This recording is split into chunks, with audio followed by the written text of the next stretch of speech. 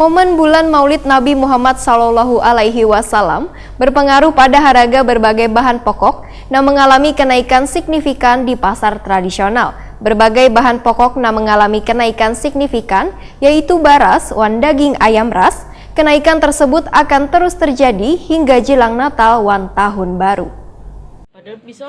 Momen bulan Maulid Nabi Muhammad SAW berpengaruh pada harga berbagai bahan pokok yang mengalami kenaikan signifikan di pasar tradisional. Melonjaknya harga bahan pokok ini dikarenakan permintaan meningkat dalam sebulan terakhir ini. Kepala Dinas Perdagangan Kalimantan Selatan Bir Hasani ditakoni Prima TV, Jumat 6 Desember 2019 memadahkan berbagai bahan pokok yang mengalami kenaikan signifikan yaitu beras, daging, ayam ras. Beras naik wan dijual Rp11.000 saliternya, matan sebelumnya Rp9.000 saliternya. Daging ayam ras potong yang biasanya dijual Rp35.000 saikungnya, naik wan dijual Rp60.000 saikungnya. Sedangkan intalu ayam ras dijual Rp25.000 sakilonya. Matan sebelumnya Rp20.000 sakilonya. Menurut Bir Hasani, berbagai komoditas itu sudah biasa terjadi kenaikan saban tahunnya di perayaan Maulid Nabi. Kenaikan tersebut akan terus terjadi hingga jelang Natal wan Tahun Baru nanti.